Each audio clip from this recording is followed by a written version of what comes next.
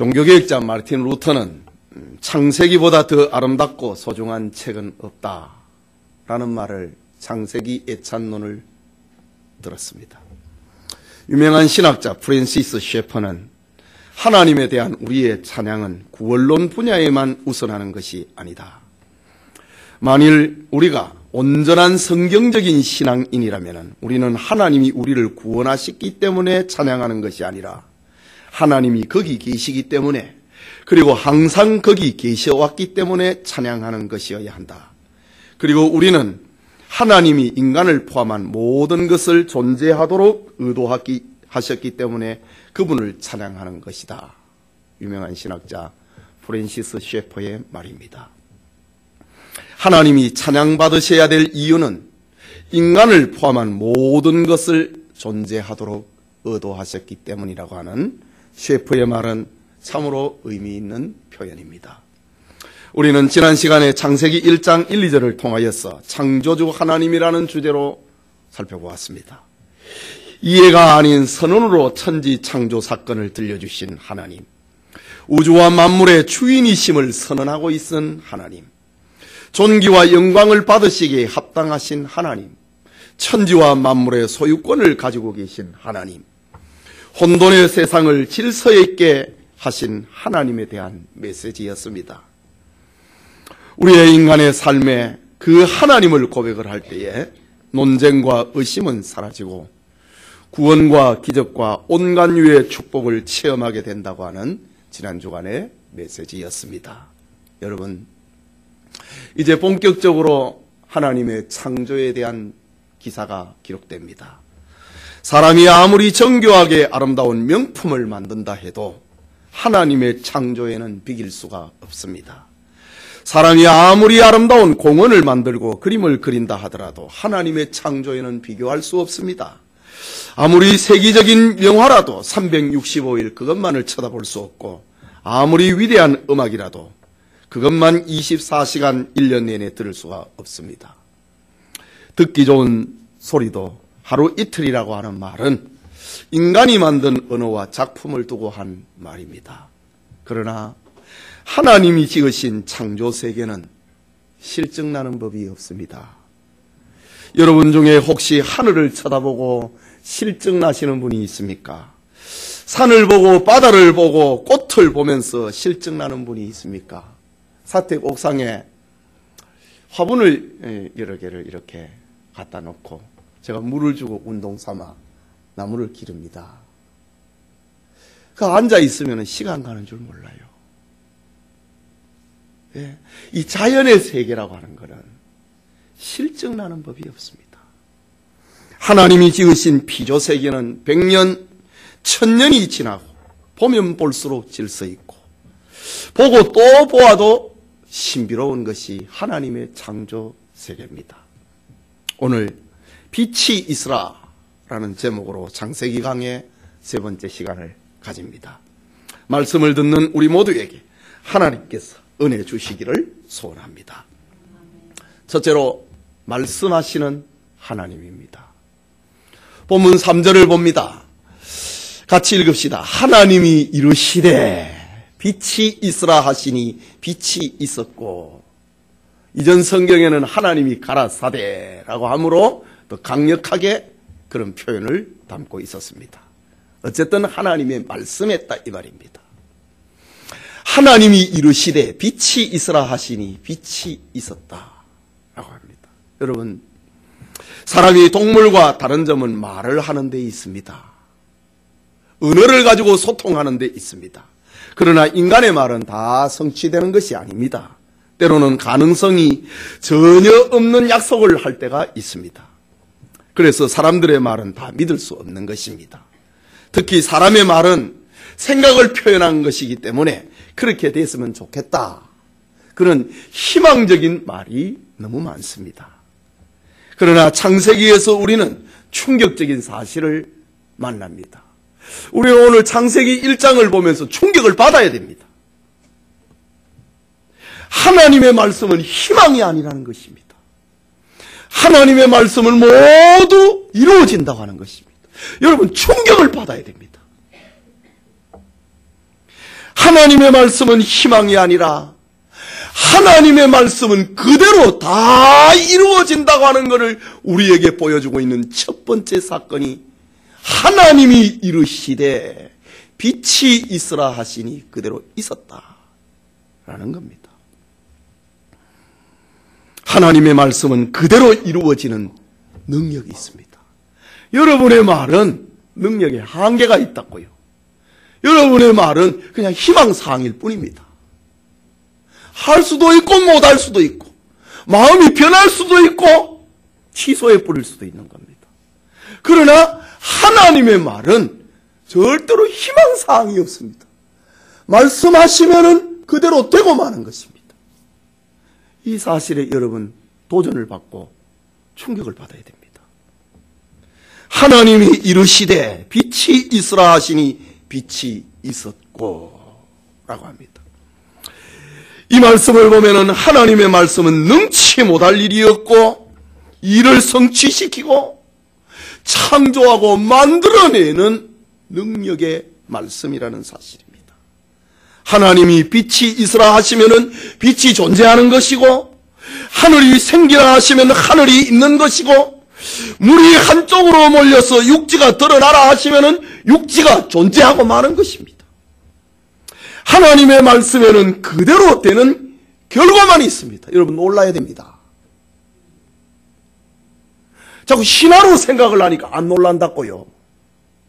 사건으로 역사로 생각을 하면 놀라야 됩니다. 충격이어야 됩니다. 누가복음에 보면은 미혼인 마리아가 천사로부터 성령으로 잉태된 아기 예수의 소식을 들을 때 마리아는 놀랐습니다. 나는 남자를 알지 못하니 어찌 이런 일이 있으리까? 라고 천사에게 말을 합니다. 그러자 천사 가브리엘이 말을 합니다. 하나님의 모든 말씀은 능치 못하심이 없느니라.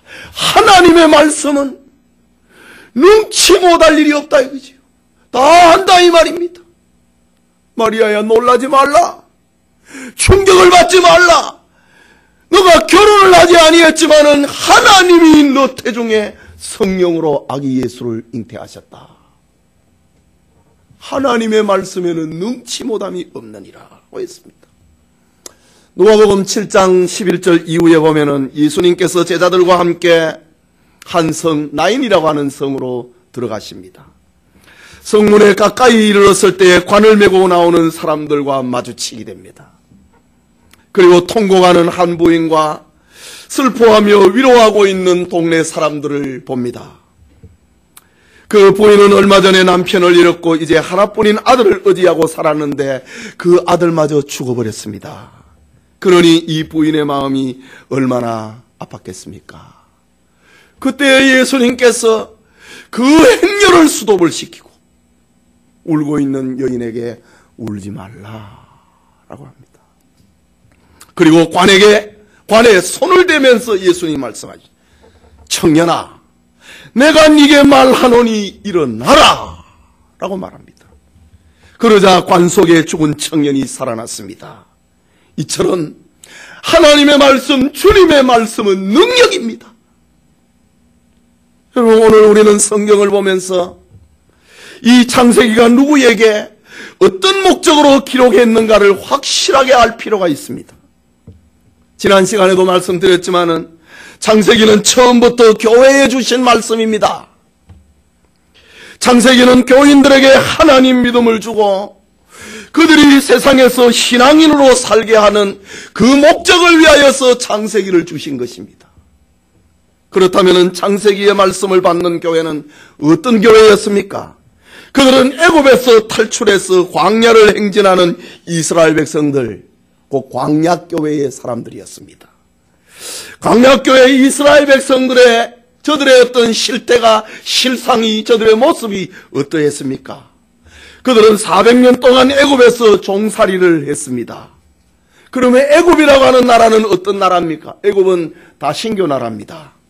거기에는 수많은 신들이 있었고 주술과 우상 숭배가 성행을 하고 또 성행을 했습니다. 출애굽기를 보면은 모세가 지팡이로 뱀이 되게 하자 애굽의 요술사들도 그것을 따라갖고 뱀을 만들었다고 합니다.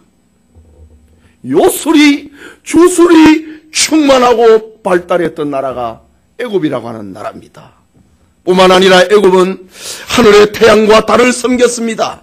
바다와 강을 섬겼습니다. 심지어 독사나 가축과 같은 짐승을 신으로 섬기는 나라였습니다. 이스라엘 백성들이 그곳에서 400년 동안 살았습니다. 그것도 애굽인들의 지배를 받았으니 우리를 다스리고 있는 저 애굽 사람들의 신을 부러워하면서 이스라엘 백성들이 살았습니다.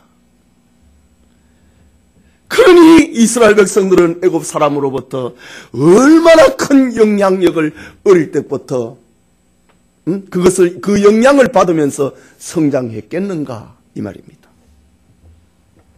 말하자면 그들은 지금 창세기의 이 모세의 설교를 듣고 있는 이스라엘 백성들은 하나님이 누구신지도 잘 모르고 그냥 구원받은 사람입니다. 모세가 양을 잡아서 피를 문설주에 바르고 그리고 그 이튿날 모세를 중심으로 출애굽을 했을 때 이스라엘 백성들은 따라 나왔지 하나님에 대한 지식이 없었습니다. 그냥 막연한 우리 조상의 하나님, 아브라함과 이삭과 야곱과 요셉의 하나님, 그런 개념의 하나님을 가지고 있었습니다. 그런 막연한 하나님에 대한 이름에다가 애굽에서 400년 동안 보았고 들었고 경험을 했던 그것이 짬뽕이 되어버렸습니다. 요즘 표현으로 하면은 전에 열심히 다녔던 사람이 교회에 왔습니다. 그래서 목사님을 보면 목사님 오셨습니까? 승려한테 하듯이 목사님이 이렇게 한다고요. 그렇잖아요? 그냥 신만 바뀐 겁니다. 그러니까 이스라엘 백성들이 광야에 와갖고 하나님은 눈에 안 보이니까 그 하나님을 송아지처럼 만들고 무엇으로 만들고 있잖아요. 하나님에 대해서 잘 모르는 거예요. 창세기는 바로 그들에게 참된 하나님을 알려주고 하나님 신앙을 주기 위해서 선포되었고 기록된 말씀입니다. 모세는 지금 눈에 보이는 태양과 달과 별과 땅과 짐승들은 하나님이 아니고 말씀의 능력을 행하시는 하나님이 참신이라고 하는 사실을 출애굽한 구원받은 이스라엘 백성들에게 들려주고 있는 것입니다. 말하자면 하나님은 저 애굽에서처럼 사람들이 무엇에다가 의미를 부여하고 이 강은 신이다, 저 태양은 신이다, 사람들이 어떤 피조 세계의 피조물에게 의미를 부여했던 그런 신은 참 신이 아니고 인간을 찾아오시고 말씀하시면 그대로 이루어지는 능력의 하나님이 이스라엘의 하나님이고 우리를 구원하신 하나님이고 우리가 앞으로도 자자손손 대대토록 섬겨야 될 하나님이라는 사실을 모세는 지금 들려주고 있습니다. 알다시피 이스라엘은 이미 말씀의 능력을 경험했던 사람들입니다. 그들은 하나님께서 모세를 통하여 하신 말씀이 하나도 땅에 떨어져서 없어지지 않는다고 하는 사실을 그들은 경험했습니다. 모세의 말에 따라서 나일강이 피가 되라고 하면 피가 되었습니다. 하나님의 메시지였습니다. 모세의 말에 따라서 하늘에서 우박이 내리기도 하고 모세의 말에 의해서 파리가 떼가 몰려들기도 하고 모세의 말에 의해서 장자가 모조리 죽임을 당하는 그런 일을 경험했습니다. 모세의 말에 따라서 홍해가 갈라졌습니다. 이스라엘 백성들은 하나님의 말씀은 능치 못함이었다고 하는 것을 경험을 했습니다. 그들에게 하나님이 어떤 분이시냐? 천지와 만물을 만드신 그분이다. 이것을 모세는 출애굽한 이스라엘 백성들, 하나님의 기적을 경험한 이스라엘 백성들, 하나님의 말씀은 능치 못함이 없다고 하는 그것을 경험한 이스라엘 백성들에게 참 하나님을 소개하고 있는 것입니다. 모세는 그 하나님께서 말씀으로 이 세상을 창조하셨다고 하는 사실을 그들에게 들려주고 있습니다. 우리가 섬겨야 될, 우리가 신앙해야 될 신은 말씀으로 천지를 만드신 하나님이다. 그것을 지금 모세는 이스라엘 백성들에게 들려주고 있는 겁니다. 그런데 여러분, 이상하지 않습니까? 하나님의 말씀 한마디로 빛이 생기고 하늘이 생기고 바다가 생겼다고 하는 것을 보면서 오늘 우리는 수많은 하나님의 말씀에 능력을 우리에게 바라지 못하는 것은 무엇인가? 그렇게 성경을 읽고 설교를 듣고 공부를 하는데 왜 우리의 삶은 변하지 아니하는가? 천지를 창조하셨던 능력의 말씀이 오늘 우리에게는 왜 능력으로 다가오지 아니하고 충격으로 다가오지 아니하고 놀라지 아니하는가?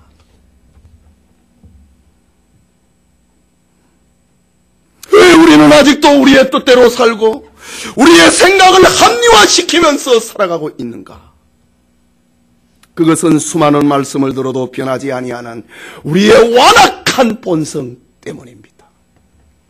오늘 5절에 받은 말씀처럼 부활하신 예수님이 11제자가 있는 곳에 찾아오셔서 말씀하신 그것과 지금 맥을 같이 하고 있습니다.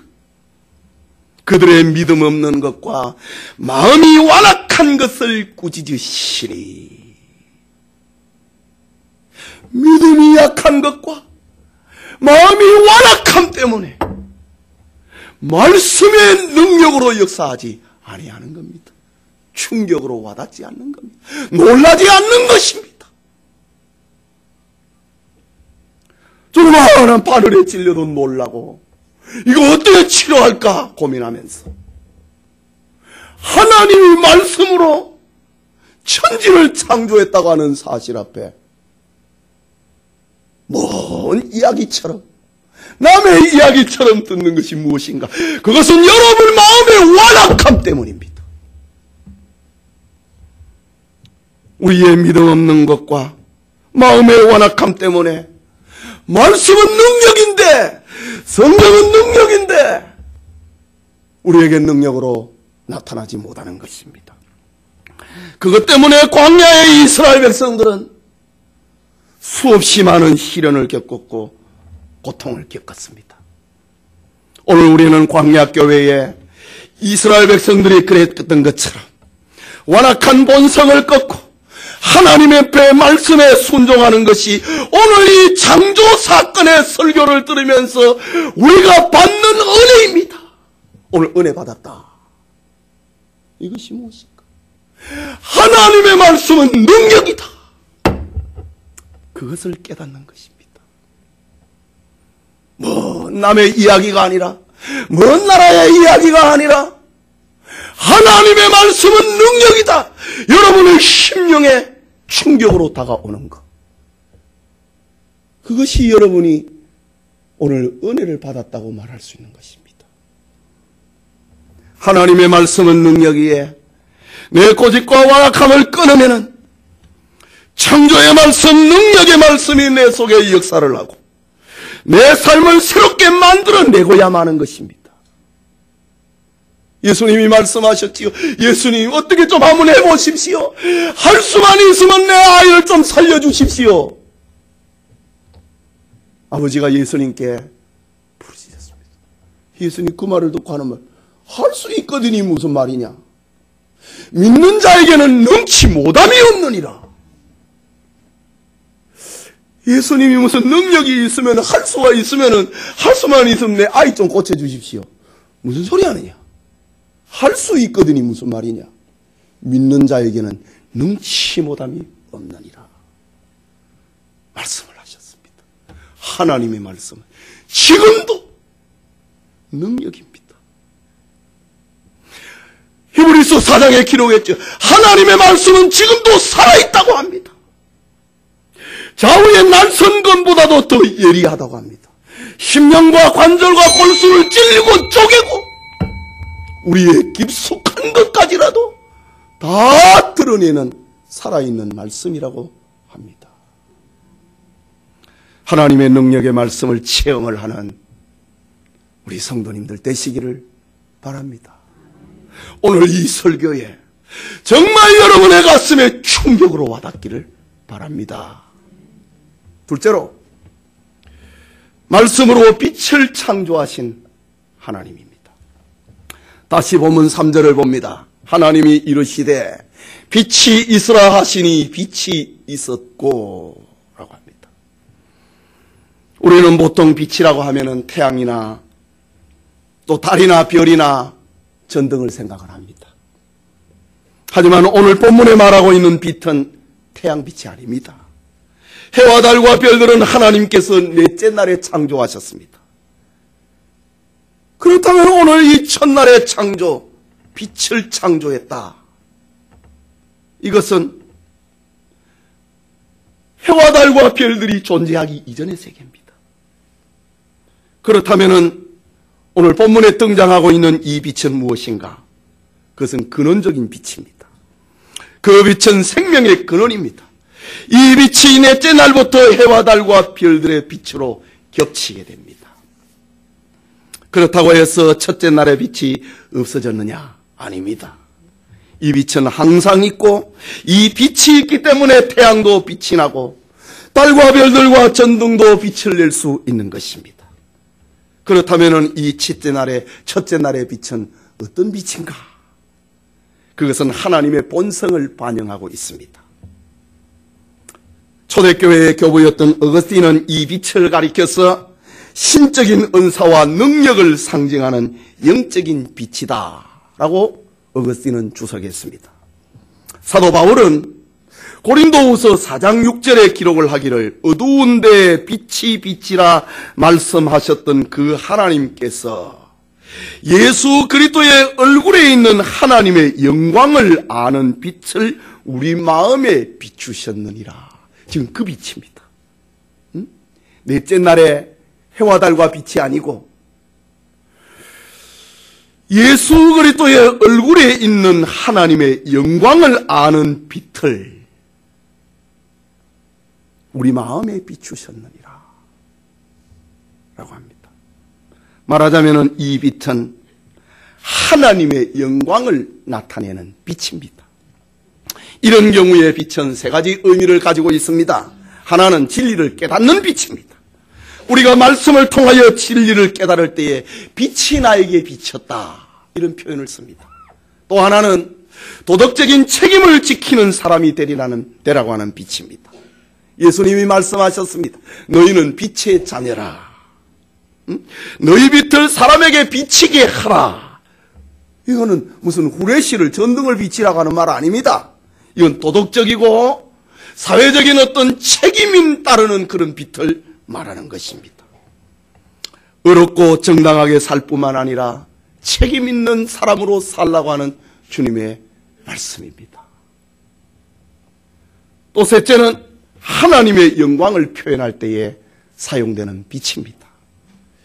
예수님의 화육강생하심을, 육체를 입고 이 세상에 오심을 요한복음 1장 5절에서는 빛이 어두움에 빛이 돼 어두움이 깨닫지 못하더라. 하나님의 영광이 이 세상에 왔다. 그 빛입니다. 그러나 사람들은 깨닫지 못하더라. 정리합니다.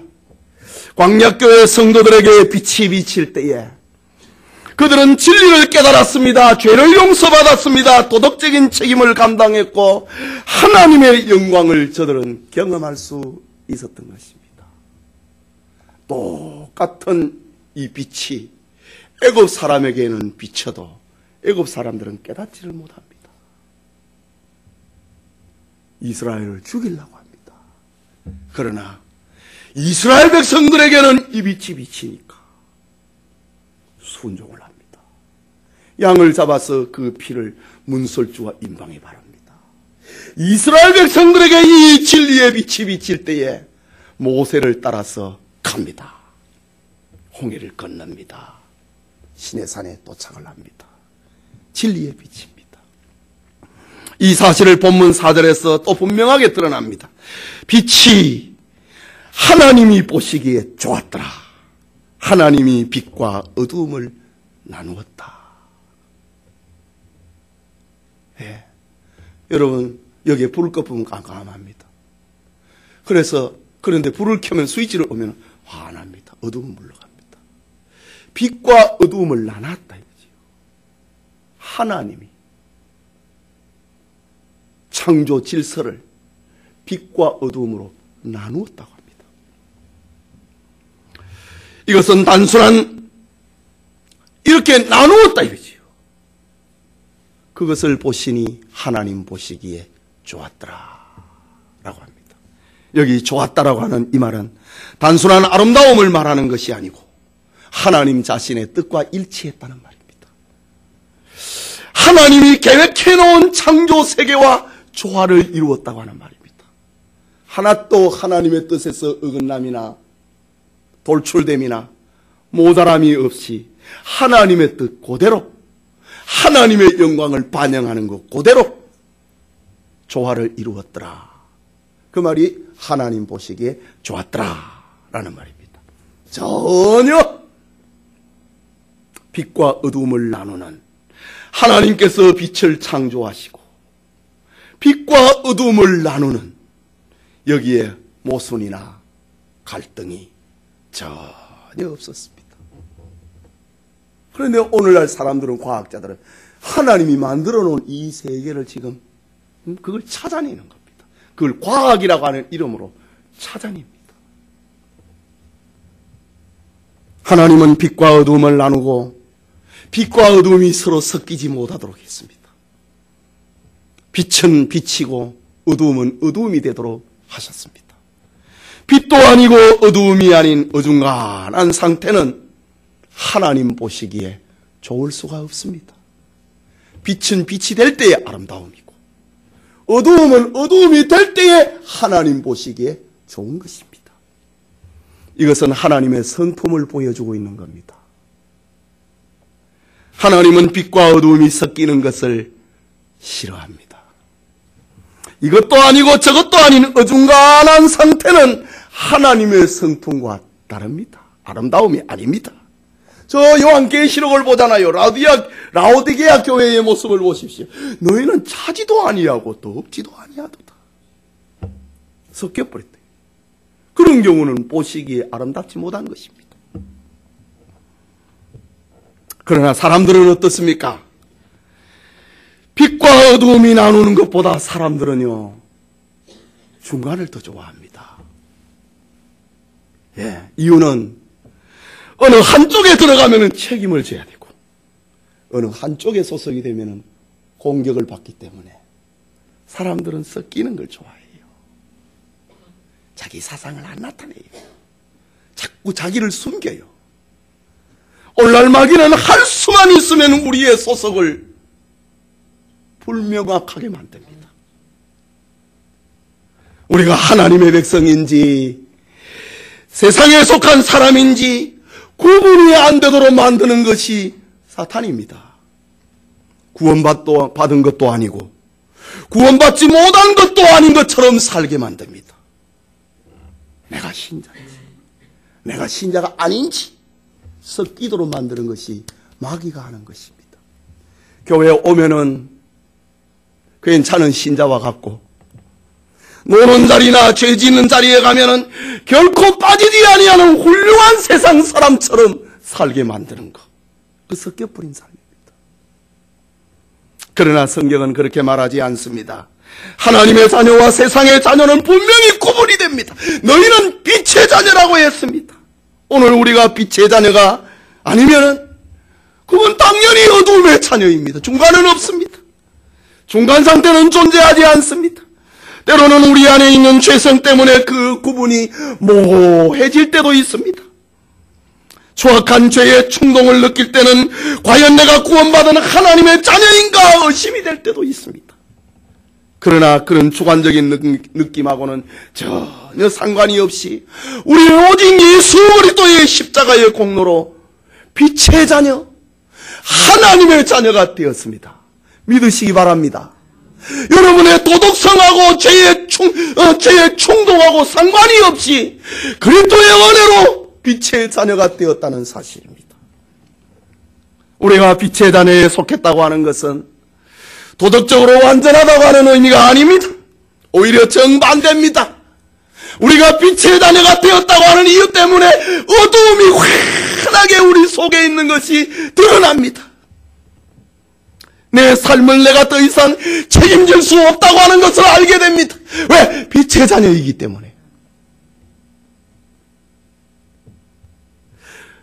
내 삶을 내가 책임질 수 없기 때문에 주님을 믿는 거예요. 주님을 의지하는 거예요. 주님 저를 붙들어 주세요. 용서해 주세요. 오늘 기도하는 것처럼 내 마음에는 주님의 말씀을 지키고 싶지만은 그렇게 못 살았습니다. 기도할 수밖에 없는 거예요. 빛의 자녀이기 때문에.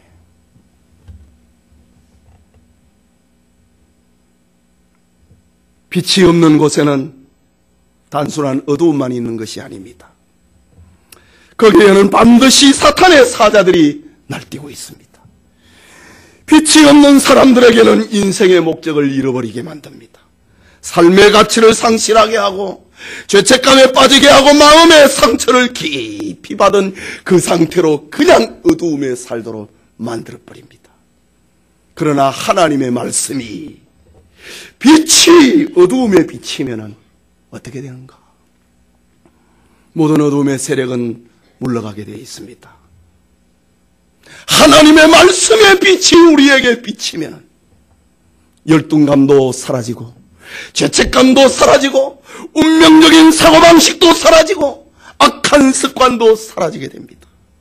그래서 빛은 아름다운 것입니다. 하나님이 보시기에 좋았더라. 다시 말합니다. 오늘 우리에게 하나님의 말씀이 임한다고 하는 것은 단순한 지적 깨달음이 아닙니다. 그것은 나를 얽어매고 있는 좋지 못한 생각들과 여러 가지 복잡한 것들의 사슬을 끊어버린다는 말입니다. 빛이 비쳤다 이거지.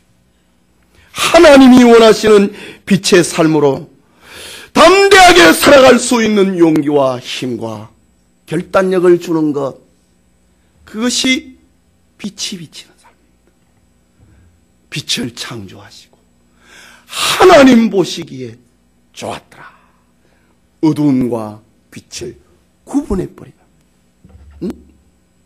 그것이 하나님의 사역입니다. 첫째 날의 사역입니다. 예배드리는 성도님, 하나님의 말씀의 빛 아래로 나오십시오. 그러면 어두움의 종들이 뿌려놓은 인생의 상처와 고통, 어두움의 종들이 뿌려놓은 나를 지배하는 사슬이 끊어질 것입니다. 오늘날 많은 사람들이 무거운 사슬을 몸에 감고 살고 있습니다. 때로는 교회 올 때도 이 사슬을 감고 오는 이가 있습니다. 그래서 누구와 관계가 불편해지면은 그것이 금방 사슬이, 죄의 사슬이, 어두움의 사슬이 우리를 묶어버립니다.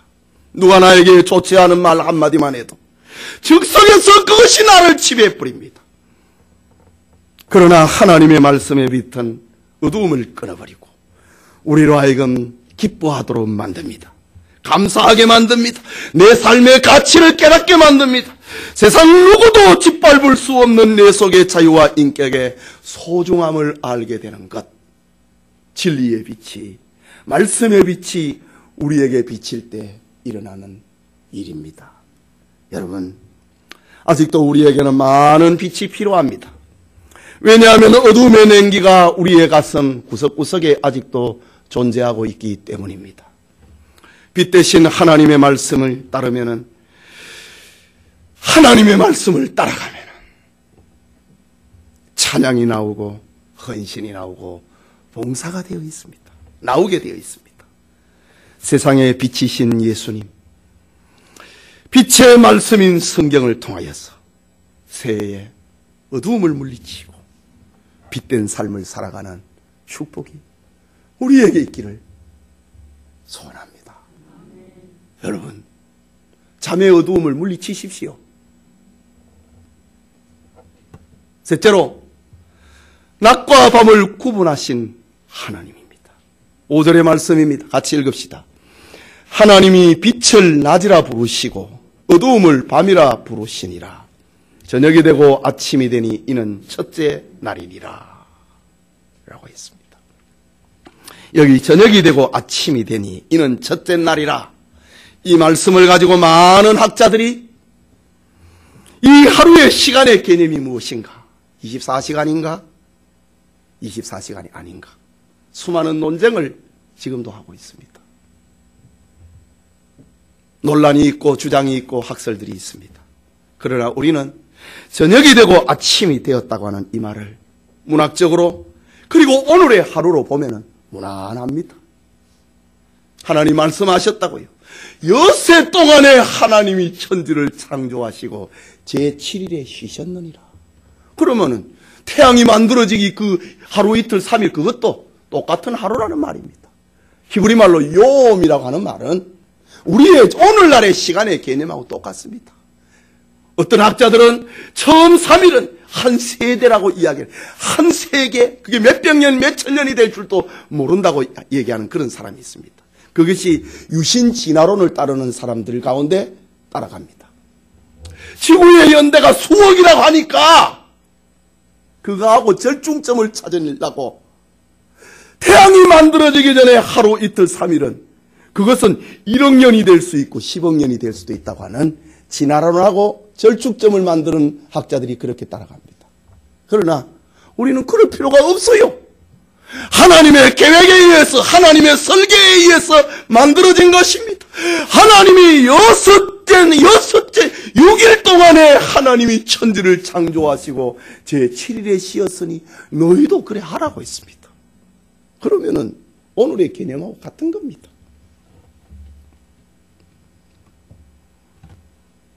어쨌든 하나님께서 낮에 빛을 거두어 가시고 밤에 어두움이 오게 하셨습니다. 태양하고는 지금 상관이 없습니다. 하나님이 낮에 빛을 싹 거두어 가시고 어두움을 싹 돌아오게 하셨습니다. 저녁이 되고 아침이 되었을 때에 첫째 날이 지났다. 하나님의 선언입니다. 여러분, 하나님의 창조는 낮에는 일하고 밤에 쉬었습니다. 이것이 하나님의 창조 세계고 인간 세계의 질서입니다. 그런데 현대인들의 특징이 무엇입니까? 밤낮에 구별이 없습니다. 밤에도 불을 켜고 무언가 합니다. 할 일이 너무 많았어. 가질 것이 너무 많았어. 잠잘 생각도 안 하는 것이 현대인들의 모습입니다. 옛날에는 호롱불 켜고 살 때는 저녁 되면 조금 있다가 불 껐어요. 그러나 오늘날에 전기를 켜니까 밤새도록 잠을 안 잡니다. 안 자고 더 일하고 안 자고 더 공부하고 안 자고 더 놉니다. 밤이 너무 아까운 거예요. 그러나 이것은 창조 질서가 아닙니다. 하나님의 창조 질서 아래에 있는 지금 자연 세계를 보십시오. 백합화와 새와 동물들을 보십시오. 예수님이 하신 말씀, 저들은 수고도 길쌈도 하지 않아도 하나님이 입히시고 먹이시느니라. 솔로몬의 모든 영화라도 이 꽃 하나만 못하였느니라. 밤에 쉬고 밤에 자도 밤잠 안 자고 고민을 했던 솔로몬의 모든 영화보다도 더 나았다고 성경은, 예수님은 말씀하고 있습니다. 아담과 하와가 처음 지음을 받은 에덴 동산의 생활은 낮에 일하고 밤에는 쉬고 자는 것입니다. 그러나 범죄 이후에 이 질서가 깨어지고 말았습니다. 하지만 오늘 성경을 통하여서 하나님의 이 창조 질서가 어떠한지를 우리에게 들려줍니다. 우리는 세상의 모든 것을 다 가질 수 없고 모든 학문을 다 습득할 수 없고 하고 싶은 것을 다 하지 못한다고 하는 것을 하나님이 빛을 거두어 가시고 어두움을 주심으로 알게 하십니다. 빛이 있을 때는 사람들이 일을 합니다. 그러나 빛을 거두어 가시고 어두움이 오면 쉬는 거예요. 이것이 내 한계다고 하는 것을 인정하는 거예요. 사람들은 낮이 지나면 밤이 온다는 것을 알고 자기 한계를 깨달으면서 밤에는 쉬고 자는 것입니다. 여러분, 오늘 이 창세기의 설교가 너무 한가롭게 들립니까? 그건 누가 뭐 쉬지 못했어? 잘 줄 몰라서 안 자느냐? 세상이 너무 할 일이 많아갖고 나를 잠을 못 자게 만드는데, 오늘 이 창세기의 이 설교를 너무 가볍고 너무 한가롭고 너무 쉬운 것 같이 판단하는 이가 있습니까? 그러나 이것은 하나님이 세우신 창조 질서라고 하는 것을 우리는 알아야 됩니다. 하나님의 질서에 가까워지면 가까워질수록 우리는 행복해지는 겁니다. 하나님이 낮을 주시고 난 다음에 밤을 주시면서 인생에게 밤마다 자신의 한계를 깨닫게 하십니다. 일할 시간이 지났다. 이제는 쉬어야 된다. 내일 날 밝으면 다시 일해야지. 그게 인간의 한계입니다. 내가 할 수 없는 일이 너무 많다고 하는 것을 깨닫는 것이 빛을 거두어 가시고 어두움을 내리칠 때에 사람들이, 아담이 깨닫는 것입니다. 얼마 전에 경제를 살립시다 라는 TV 프로가 있었습니다. 그 중에 수면 부족은 경제적 손실이라고 하는 그런 이야기를 한 시간 했습니다. 여러분, 이게 무슨 말입니까?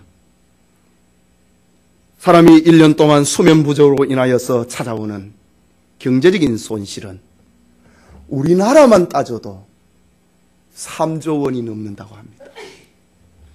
무슨 말입니까? 부족한 잠 때문에 안팎 졸다가 사소호를 냅니다. 수면 부족 때문에 찾아오는 경제적 손실입니다. 수면 부족 때문에 일을 하다가 산재를 일으킵니다. 수면 부족 때문에 누적된 피로로 인하여서 건강을 해칩니다.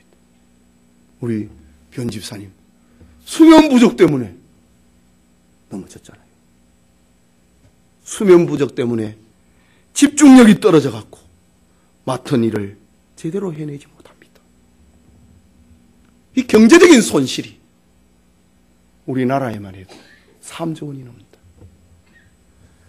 그래서 충분한 수면은 경제활동 못지않게 소중한 것이라고 하는 그런 프로가 있었습니다.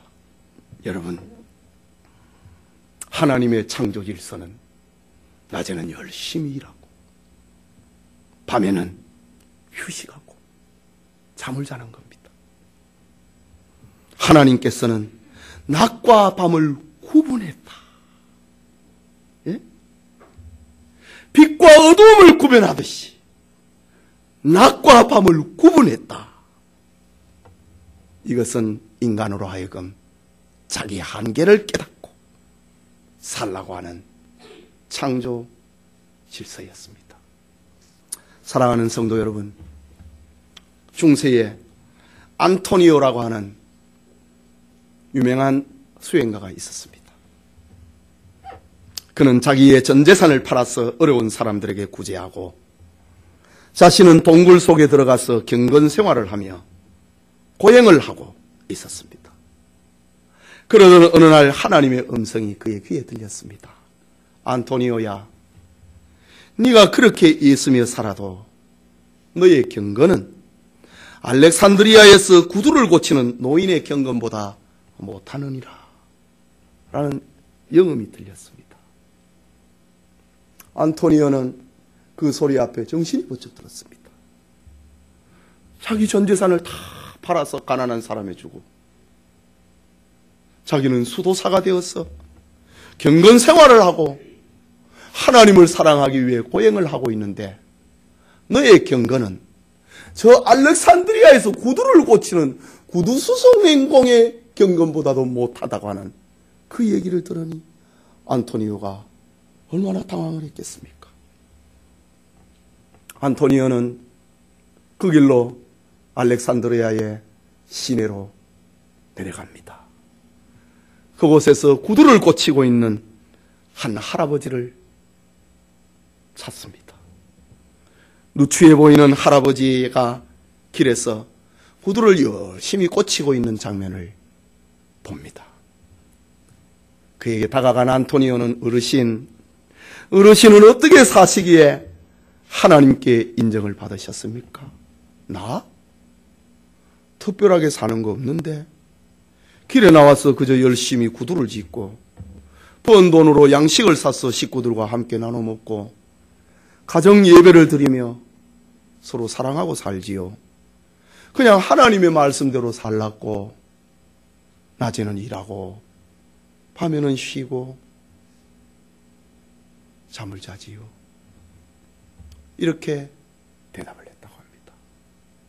여러분, 자기의 재산을 다 팔아 구제하고 동굴에 가서 사는 것이 경건인가? 아닙니다. 살아가면서 만나는 사람에게 기쁨을 주고 친절하게 대하고 성실하게 일하는 것, 하나님의 창조 질서에 자기 마음을 맡기며 살아가는 것, 그것이 경건이라고 하는 말입니다. 여러분의 가정에서 부모의 마음을 환하게 하는 자녀, 자녀의 마음을 환하게 만들어주는 부모 될 수 있기를 바랍니다. 그리고 여러분이 만나는 이웃에게 환한 빛을 주는 오늘의 빛이 되는, 그것이 경건이고 하나님의 뜻입니다. 오늘 말씀이 우리에게 들려주는 소중한 교훈을 정리하고 마칩니다. 하나님의 말씀은 단순한 생각이 아니고 희망사항이 아니고 능력입니다. 하나님은 지금도 말씀을 통하여 우리의 신앙을 붙드시고 우리에게 하나님을 알게 하십니다. 하나님의 말씀에는 능치 못함이 없고 죽은 자를 다시 살리고 병든 자를 고치고 없는 것을 있게 만드시는 하나님이십니다. 하나님께서 말씀으로 빛을 창조하셨습니다. 이 빛은 해와 달과 별들이 있기 전에 있었고 이 빛은 모든 생명의 근원입니다. 빛은 어두움을 물리치고 하나님의 말씀의 빛은 우리에게 있는 모든 어두움, 인생의 상처와 고통과 실패했던 과거의 경험과 내일에 대한 염려, 그리고 수많은 사슬과 무거운 짐을 내쫓게 만들어주는 빛입니다. 말씀은 빛입니다. 그리고 하나님은 낮과 밤을 구분하셨습니다.